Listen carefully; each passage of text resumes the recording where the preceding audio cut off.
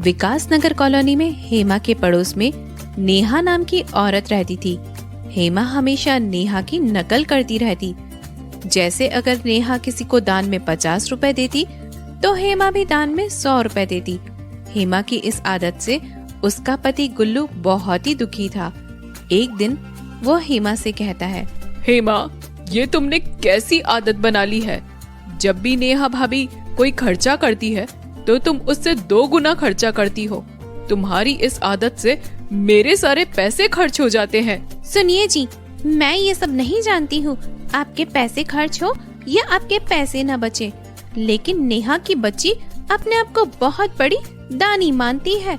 उसे लगता है भगवान ने उसे ही पैसे वाला बनाया है। अरे तो क्या हुआ हेमा, अगर उनके पास पैसे है और वो उनके है तो तुम उसके चक्कर में मुझे क्यों कंगाल करने पे लगी हो?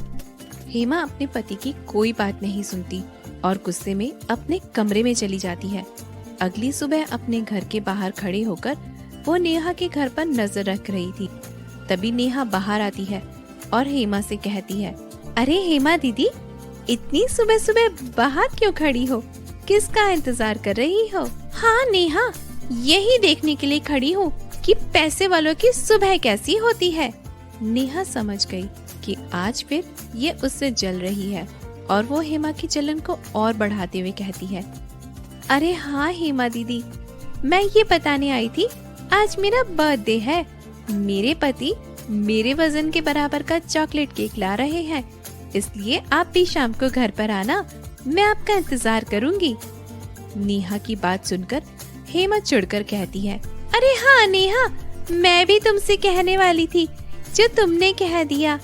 क्या है ना नेहा, आज मेरा भी जन्मदिन है और गुल्लू 5 दिन से कह रहे हैं कि वो मेरा और अपने वजन के बराबर का केक लेकर आएंगे। मैंने सोचा इतना बड़ा केक अगर अकेले खाऊंगी तो तुमको भी बुरा लगेगा, इसलिए तुम भी शाम को मेरे घर आ जाना। अब नेहा और हेमा में केक वॉर शुरू हो जाती है। नेहा तो पैसे वाली थी, उसका जन्मदिन भी आज सचमुच में था। वो केक को मैनेज कर लेती है, लेकिन हेमा के घर में केक की जंग शुरू हो जाती है। अरे भगवान, ये क्या तुम उल्टा सीधा बककर आ गई नेहा भाभी से? मैं अपने और तुम्हारे वजन का केक कहाँ से लेकर आऊंगा? तुम्हें पता भी है तुम्हारा वजन कितना है? मोटी भैंस कहीं की। तुमने मुझे मोटी भैंस कहा? अब तो तुम्हें भैंस के बराबर का ही केक लाना पड़ेगा, नहीं तो मैं अपने मायके चली जाऊंगी और तुम देखते रहना, समझे? मुझे केक चाहिए और वो भी शाम तक। गुल्लू अपना माथा पकड़कर कोने में बैठ जाता है।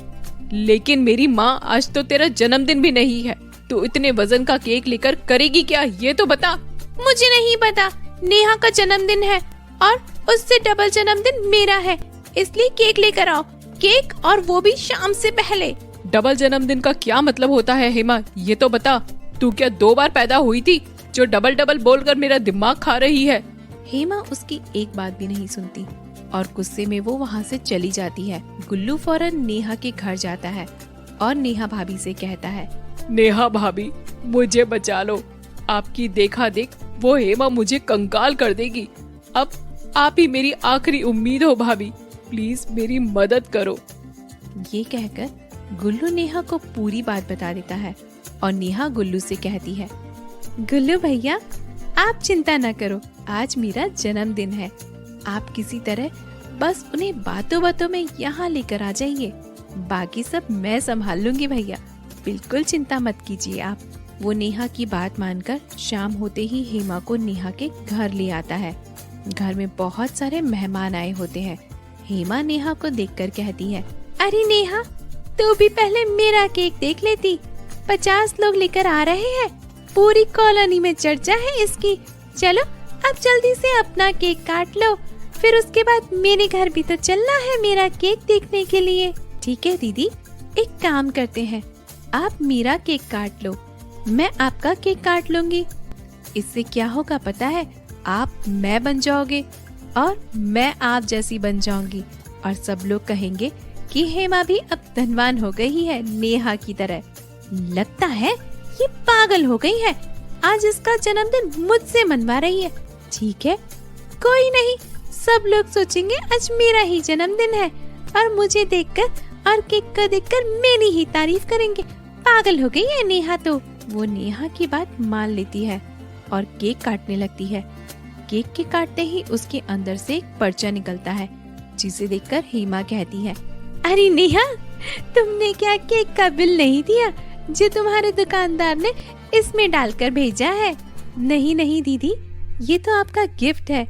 शायद आपके चाहने वाले ने आपको भेजा है, क्योंकि इस वक्त आप हेमा नहीं नेहा है।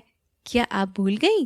तभी हेमा पर्चा पढ़ते हुए कहती है, मैं हेमा, बीवा निवासी, हैरान गली, परेशान मोहल्ला, मकान नंबर 420।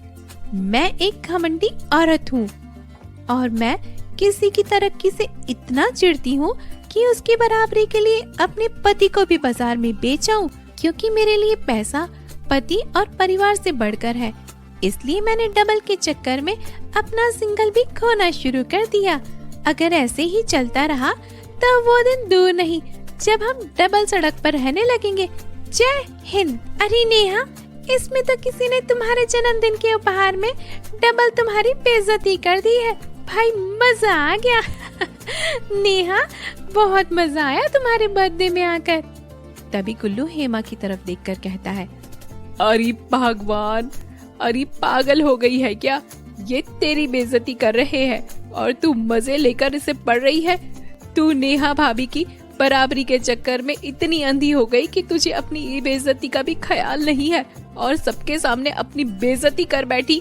हेमा को अब सारी बात समझ में आ जाती है और वो अपनी गलती मानते हुए रोकर कहती है, भाभी, मुझे माफ कर दीजिए।